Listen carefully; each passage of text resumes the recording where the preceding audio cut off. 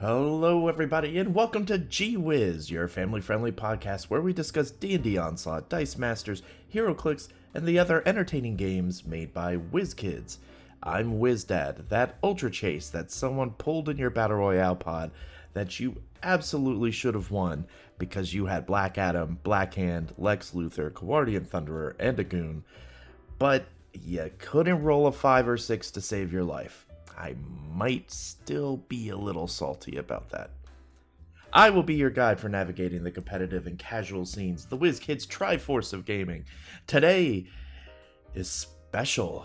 It's Tuesday. What, an episode on Tuesday?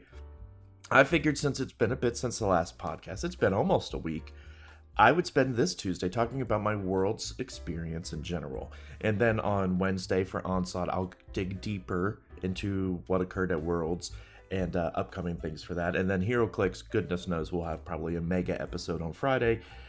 Maybe I'll try to get a guest to talk about Worlds and what came out of that.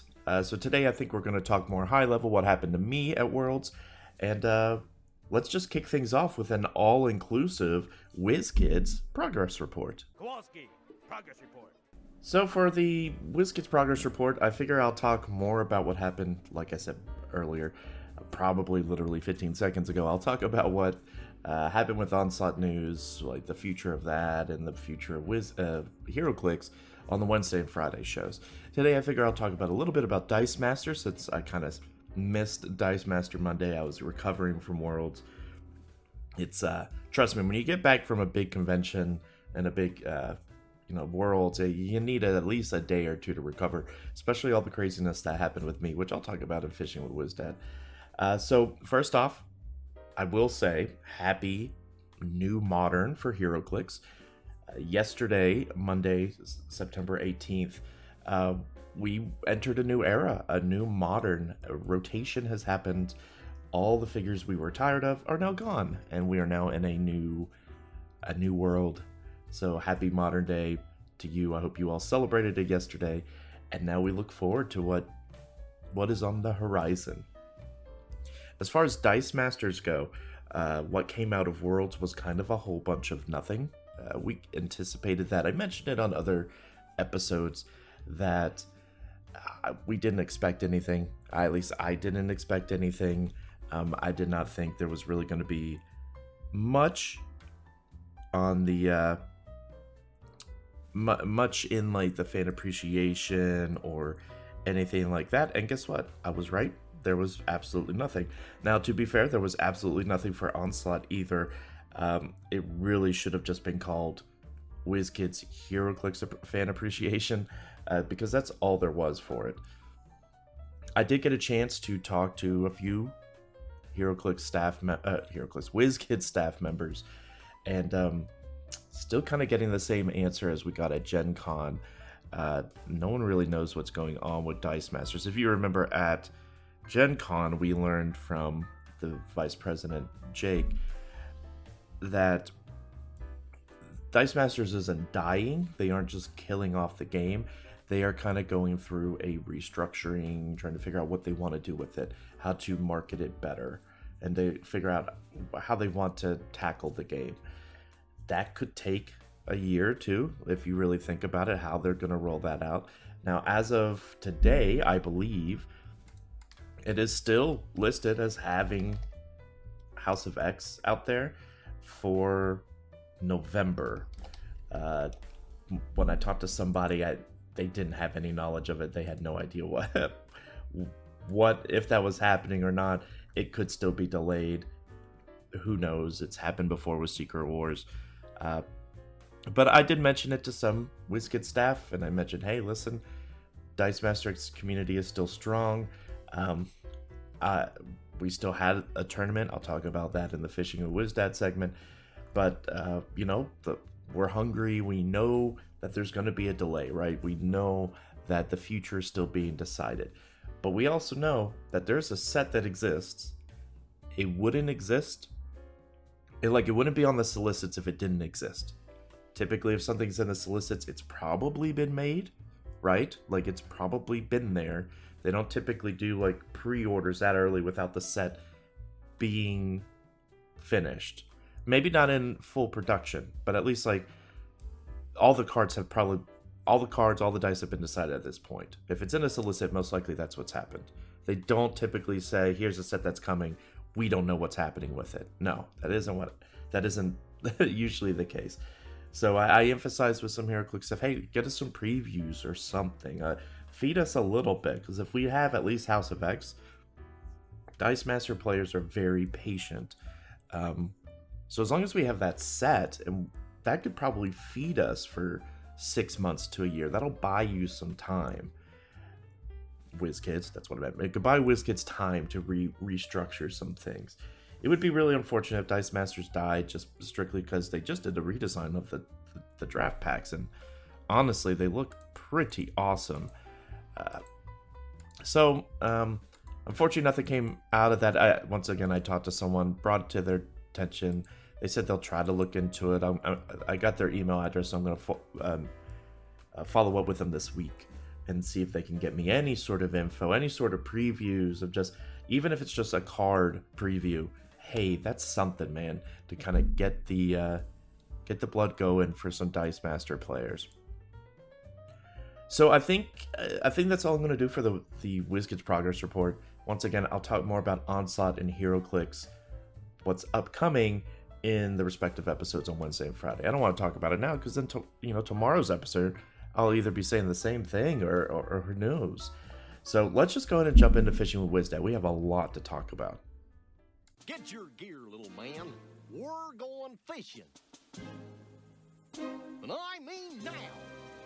So first off, I want to say, WizKids Worlds this year, this is the third annual one that we've had at Memphis, was absolutely fantastic. Absolutely fantastic. They have made it significantly, I don't know how they made it better, but they've made it much more fluid. The environment was great. To start out with, if you haven't been, once again, I'll emphasize next year, go ahead and make plans. It's going to stay in Memphis. I've talked to a few WizKids people about it. They like Memphis for multiple reasons. One of the main ones is that a primary warehouse where they have a lot of their stuff is like a couple miles away. You have to think about that logistically. It's not just about, let's be in the biggest city. Remember, they had Worlds at PAX one time. At least like HeroClix Worlds.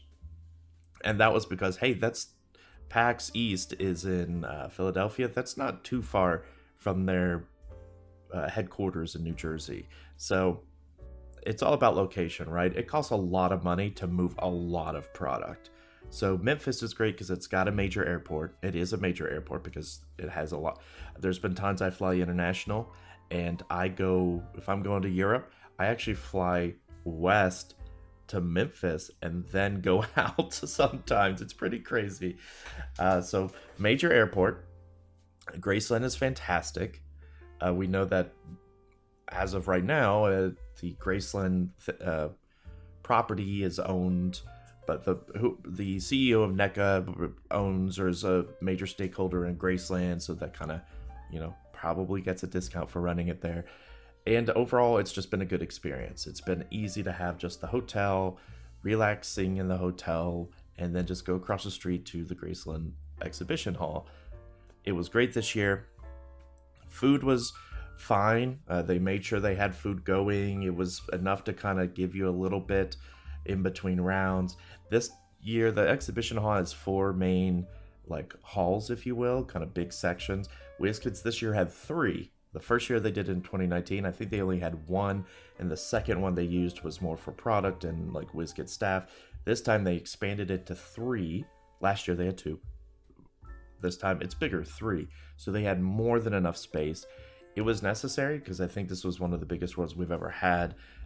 Definitely a lot of players in tournaments, a lot of people playing, and it was great to see. It's great to see that HeroClix is definitely going of full force. Onslaught even had a decent amount of people. A lot of people came in and played some of the BRs in the last couple of days. Doesn't mean the whole thing didn't have its hiccups. Absolutely had hiccups. For example, kind of starting things off, everyone knows about the schedule. The schedule is posted on WizKids, Worlds 2023. There was definitely a hiccup on that. They had, and I had mentioned this before, how odd it was that they only had Onslaught listed for World Championship, and then they had like the Onslaught BRs, but only listed them for Saturday. And I thought, okay, that's weird. What about Thursday, Friday? Like, maybe they didn't have the staff. That was my initial thought. Maybe their Onslaught people can only be there Saturday. Well, come to find out, that wasn't true. They had every intent to have Onslaught every single day, and they did. But for whatever reason, that was missed on the copy that had the schedule. And even the printed out schedule, like the big banner they had, still had the original times from that. It was just a slip up. Some of the staff was upset that that happened, and that's okay. You know, slip ups happen, but that might have led some people not to play Onslaught that would. I will say I noticed quite a few people starting to join in the Battle Royales later, like into Saturday and Sunday, and start really enjoying the game. So overall, great experience for Worlds as far as the location. Graceland was great. The hotel was great. This time around, I rolled with my friends in Clickstuff because I am a member of Clickstuff. This time around, one of the complaints I had last year was that food was a little bit tricky. And it was the same thing that kind of happened at Champion Clicks this year was, hotel food's expensive. Ideally, you don't want to eat hotel food. This time around, I guess Memphis has upgraded in the past year. We found a great breakfast place that was like a mile away. Some of the different restaurants and fast foods have just improved. Shout out to Cookout, which we have here locally where I live. But I think they just built one, or it's relatively new in Memphis. And man, cheap food that at least sustains you is wonderful. And so let's go through the days, a little bit about what I did during it. I rolled into Memphis about Wednesday afternoon. There was nothing really going on except for a Dial H for HeroClix event that night for some trivia. So I had all day Wednesday to travel. It takes me about 5 to 6 hours to get there from where I live. And my day was great. Got there. I couldn't check into my room till later because I was staying with some Clickstuff members, Daniel Powell and Jason Alvey. They weren't arriving until later that evening. So I was able to roll in, put my stuff in the other room. We have kind of Clickstuff had 2 rooms, and they were able to get into the other room. So I dumped my stuff there and kind of hung out for a bit. Talked to some people. I met a lot of people at Worlds. It was great seeing everyone. So Wednesday we kind of just hung out, really. Got things settled in and waited for Thursday. Thursday, things didn't start till 3 o'clock, 2 to 3 o'clock. So that's where we went out and got breakfast. We went to like Walmart, get everything prepared for the rest of the week and the weekend. That led us to my first tournament, which was the Pulp HeroClix tournament. I did well in that tournament, in my opinion. The format was a little nutty. They did 6 rounds of Swiss, and then that was it. There was no cut to top 2, top 4, or anything like that. It was just 6 rounds of Swiss, which isn't ideal with how many people they had signed up. There was a decent amount. I think like 50 to 60, I think. That didn't really lead itself well because first off, the pricing for Pulp, which I've talked about, it wasn't amazing. So I ended up going 3-1, and after 3-1, I realized, man, I just don't have a lot of points. And if you have 1 loss, you're not getting into the finals, which a cut would have helped. If it was like a top 4, potentially a 3-1 maybe could have made it in. So that really led me to say, okay, I want to enjoy the rest of my day. I don't want to spend 2 more hours to maybe not get anything. So I ended up dropping as a 3-1, which sounds crazy, and it is crazy. But then I went and played some BRs because Battle Royales for HeroClix was notorious. So I wanted some of the set, so I went and played a BR or 2, had a good time. And then ultimately we kind of called it a night. I went back and kind of hung out with some people and got ready for Friday, Team Worlds. One thing we did is we really, I wanted to go back to the hotel to, one, mentally prepare, but also look over Notorious. I did my episode a couple weeks ago talking about Team Worlds, but since then we had learned about all the rest of the dials for the set, and we were missing quite a few from my review. So I went through all of them, and basically, shout outs to Critical Clicks, who kind of detailed how they go through it. We go through something similar. I basically went through every figure and determined, okay, are these figures I'm going to build around? Are these more supplemental pieces? Or is this piece something I should never play? And so I went through every piece in the set and determined that. That way, that made it easier for when Team Worlds rolled around. And that's kind of what we did that day, is we sat down, we got the brick. Once they said we could open it, Dan opened we opened all the boosters, identified all the ones we knew we were going to build around. Dan spent the time, getting all the figures out, getting them organized for me and Jason to kind of go through, hey, this is a supplemental one. This is one this is a piece we want to add to the others. And so I felt like we built two really, really good teams. And then we had one team that was kind of we probably could have organized it a little better. Ultimately on the day, there was 4 rounds of Swiss, and then there was a cut to top 16, 8, top 8, something like, I don't know. We had 69 teams in Team Worlds. That's insane. That's 207 players. That's, I think, the largest Team Worlds has been. It was a fun set. I played one of the better teams. Effectively, we had our bigger pieces were Black Lantern, Martian Manhunter. We pulled super rare Harley Quinn, super rare Poison Ivy, super rare Golden Glider, and super rare Catwoman. So my team was a Gotham City Underworld team with rare Poison Ivy, Catwoman, super rare Harley, common Harley, or is she an uncommon, and then a goon, a Riddler goon to carry. And it was great. Like, it had almost all the pieces I need to do everything I wanted it to do. I went 3-1. I arguably could have gone 4-0 if I had another second and realized if I just said poison, I would have won. But I missed that on my quick glance of everything going on. So I did really well. Part of that was because of the team. Part of that was because I mentally prepared really well for it. But unfortunately, because we didn't build a good team for Jason, the team, he kind of had to suffer through the bad team that we had. We probably could have found something better. So I feel bad about that. But ultimately, we didn't do well enough to make cut.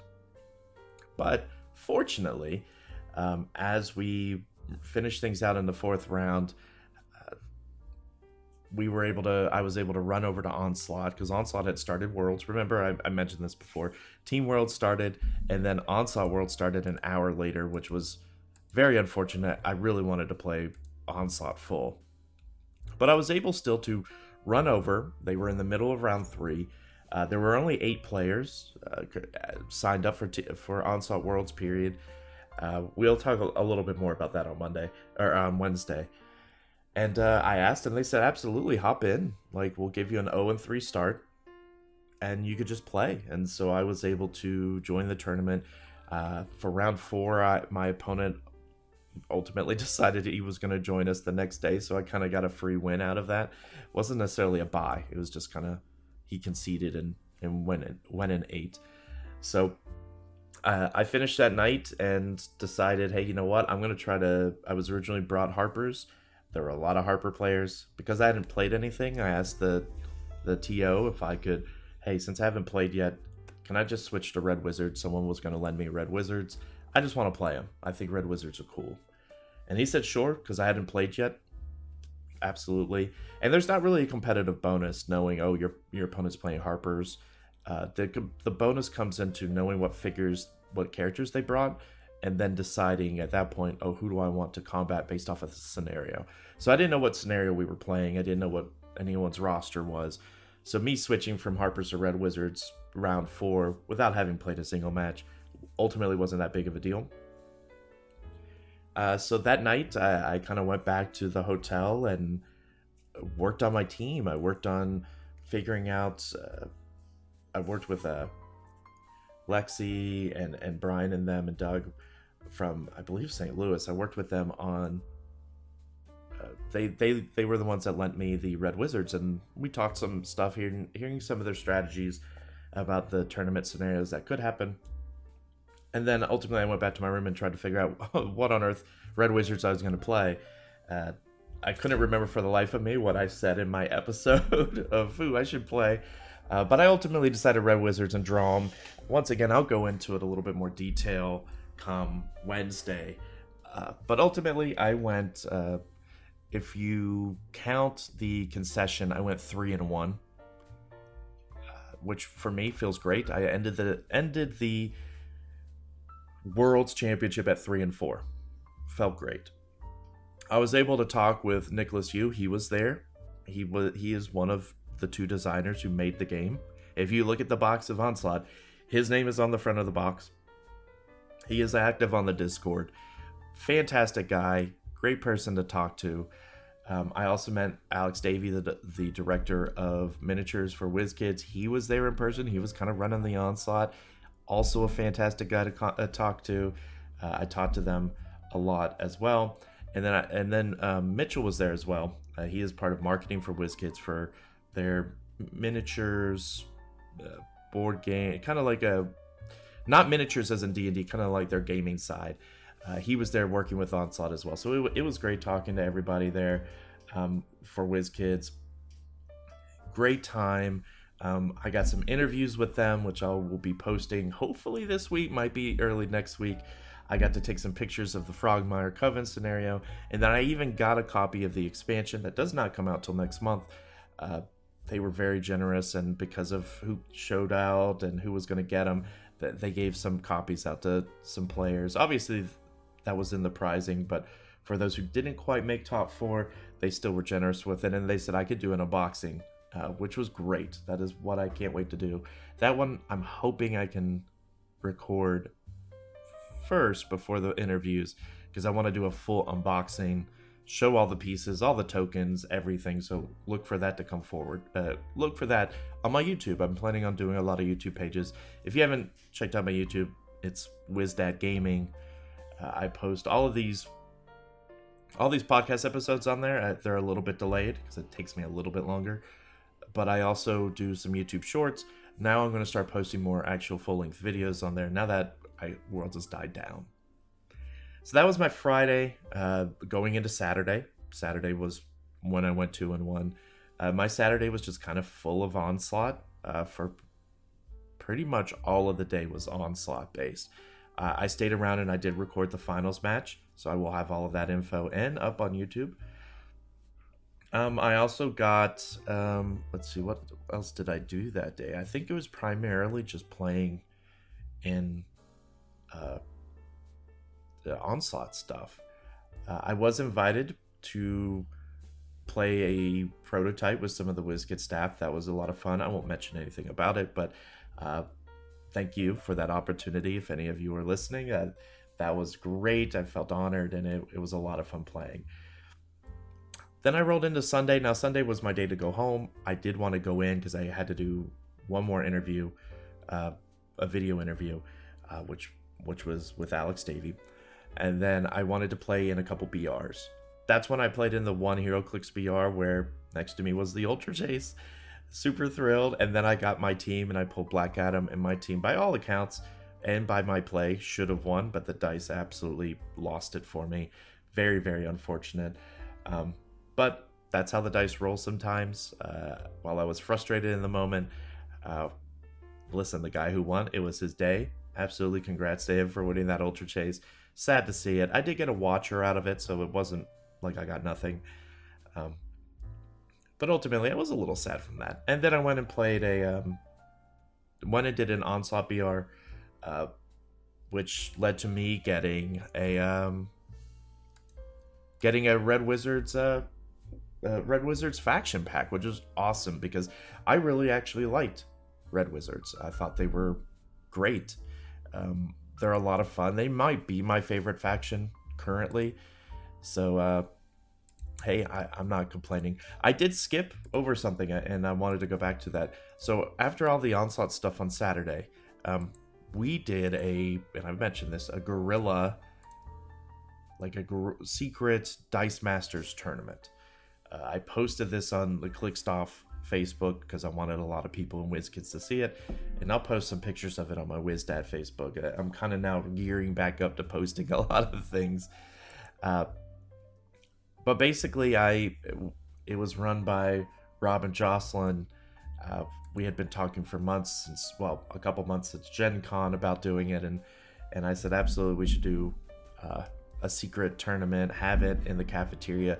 We had I think 10 players. Ultimately, I took a lot of pictures. It went great. Funny enough, that little seating area in the cafeteria is not bad for tournaments, if I have to do say so myself. It's a little cozy, but like the lighting wasn't terrible. It was a kind of neat environment. But thank you for everyone that came out for that tournament.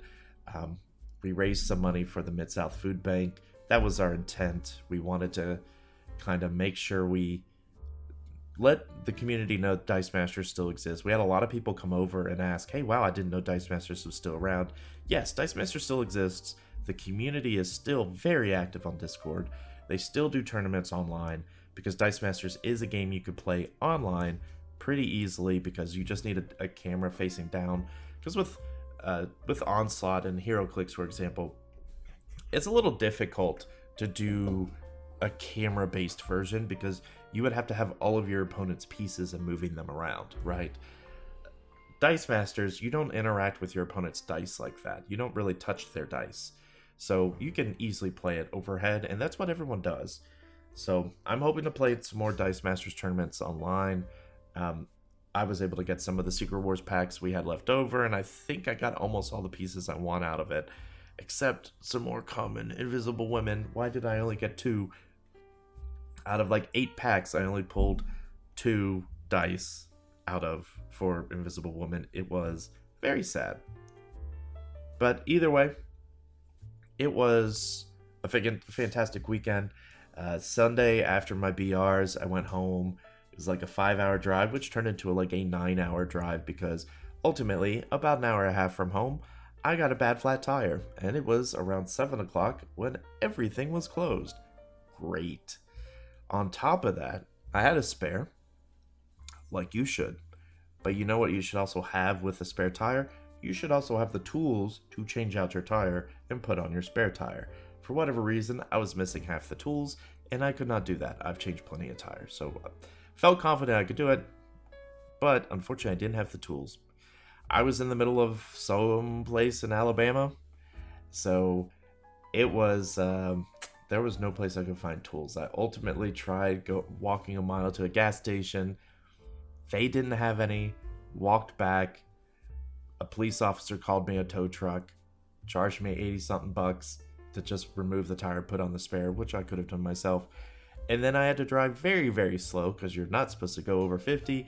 And I drove very slow back home, which was not great because I got home very late. So that was a little bit of why there was a delay in the episode. I really wanted to do an episode yesterday. I actually, funny enough, there's kind of now a lost G-Wiz episode because I did record a majority of this, originally, in the car as I was driving. I was being safe. It was kind of like a hands-free headset that I had that would allow me to still talk, and the audio wasn't that bad. But it's lost now because it kind of got stuck in the middle of it, and I had the flat tire, and I lost some data and stuff. So don't worry, almost everything I'm talking about here was in that episode. It's just me repeating most of what I said, but this time I actually have a script and stuff I could look at, so it's not that bad. I have my notes to talk about. But yeah, that was my Worlds. It was fantastic, a great kind of 5 days. Looking forward now, we've got some champion clicks stuff in January, but there's kind of a lull a little bit in tournaments, which is typical for the end of the year. So hopefully some more things will pop up. All I know is I'm going to start trying to work on my local community. I'm going to try to build up some sort of Onslaught community, because I just don't have one locally, but I want there to be one. I think Onslaught's a good enough game to really get some local play, especially if I'm able to start play testing some of the game. And same with HeroClix. Notorious has come out or I guess technically doesn't come out till next week, but a lot of people have Notorious, and because of Worlds, but and pre-releases. So right now it's kind of a cool down period. We get to kind of rest. We're entering kind of the new season, the new year for a lot of games. This is the new age for HeroClix. Dice Masters still Dice Masters, so we're kind of holding our fingers crossed for November. But yeah, that was it for Worlds. That's probably going to be it for this episode. Once again, Wednesday, tomorrow, I will talk about Onslaught more in depth, what teams were played, what the future looks like for Onslaught, because we didn't see anything in the fan appreciation. But that does not mean things are not coming. There are things coming down the pipe. Friday, we will have a mega episode where we'll talk about all the tournaments, the winners, what they played, and I will try to get a guest on, because I think I'll find someone who also went to Worlds, and maybe they'll come on and we could talk a little bit. So that'll do it for this episode of GWiz. Listen, thanks again for sticking with me. I know I've been posting stuff on my Facebook. I'm going to work on trying to expand my socials a bit, getting more on YouTube, start posting some of my YouTube shorts on Instagram, maybe making an Instagram account for WizDad. But yeah, this is just the WizDad kind of starting to take off, and you know what? I'm glad you guys can all be here and be part of the family. That's kind of the goal of this podcast and of the WizDad whole thing, is just let's get all the fans of WizKids games together. And it was nice seeing all the ones that we had at Worlds. It's nice seeing everyone that came up and said hi to me, whether they knew me from WizDad or knew me from Clickstuff. Either way, it's a pleasure to meet everyone. I can't wait to talk more about WizKids products. It's exciting. But once again, thank you for listening to this episode. You have a wonderful day. See ya.